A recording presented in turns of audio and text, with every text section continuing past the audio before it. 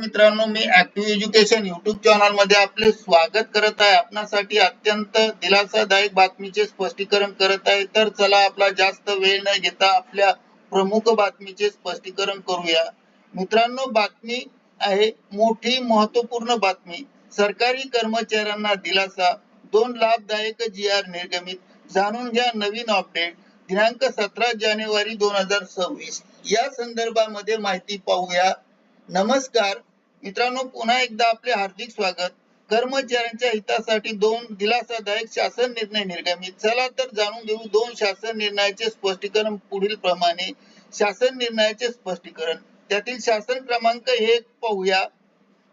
शासन क्रमांक 1 म्हणजेच शासन निर्णय क्रमांक 1, शिक्षक पात्रता परीक्षामधून फक्त काही शिक्षकांना सूट दिली जाणार आहे. याकरता राज्य सरकारकडून सविस्तर माहिती मागवण्यात आली आहे. म्हणजेच ज्या शिक्षकांची नियुक्ती ही राष्ट्रीय बाल हक्क शिक्षण कायदा निर्गमित झाल्यानंतर झालेली आहे, त्यांना शिक्षक पात्रता परीक्षा द्यावीच लागणार आहे.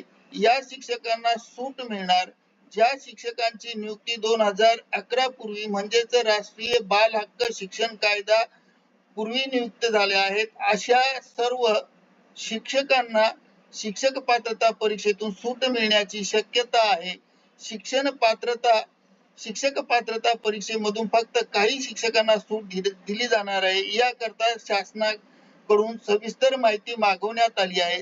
राज्य शासनाकडून 13/1/2026 रोजी निर्गमित केलेल्या परिपत्रकात शिक्षक पात्रता परीक्षेची अनिवार्यतामधून सूट देण्याच्या कामी विविध नमुन्यात माहिती मागवण्यात आली आहे. सन 2011 पूर्वी सेवेत रुजू झालेल्या शिक्षकांना व कर्मचाऱ्यांना रुजू झालेल्या शिक्षकांची स्वतंत्ररित्या माहिती मागवण्यात आली आहे. म्हणजेच शिक्षकाची नियुक्ती बाल हक्क कायद्याच्या अगोदर निर्गमित झाल्यानंतर झालेली तर त्या शिक्षकांना पात्रता द्यावीच लागेल. शासन क्रमांक 2 पाहूया. सरकारी कार्यालयामध्ये कर्मचाऱ्यांच्या भ्रमणध्वनीचा म्हणजे मोबाईलचा वापराचा शिष्टाचाराबाबत सार्वजनिक प्रशासन विभागामार्फत दिनांक 27 जुलै 2021 रोजी महत्वपूर्ण शासन निर्णय निर्गमित करण्यात आला. या शासन निर्णयानुसार सदर शासन निर्णयानुसार नमूद करण्यात आले आहे की शालेय कामकाजाकरिता दूरध्वनीचा वापर करत असताना कार्यालयामध्ये असणाऱ्या दूरध्वनीचा वापर केला जावा. तसेच आवश्यक असेल तेव्हाच भ्रमणध्वनीचा किंवा मोबाईलचा वापर करण्याचे निर्देश देण्यात आले आहे. त्याचबरोबर मोबाईलवर बोलताना सौजन्यपूर्ण भाषेचा वापर करावा. तसेच बोलताना कोणत्याही प्रकारचा वाद घालू नये व असंसदीय भाषेचाही वापर करू नये किंवा करण्यात येऊ नये असे नमूद करण्यात आले आहे. बोलताना सौम्य बोलावे.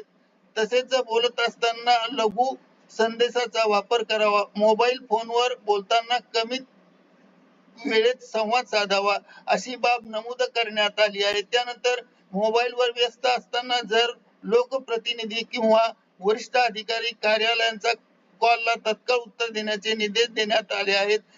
जर अत्यावश्यक वैयक्तिक दूरध्वनी कक्षाच्या बाहेर बोलण्याचे निर्देश आहेत. वरिष्ठ अधिकाऱ्यांच्या कक्षात किंवा बैठकी दरम्यान असताना आपला मोबाईल हा सायलेंट मोडवर ठेवण्याचे निर्देश देण्यात आले आहेत.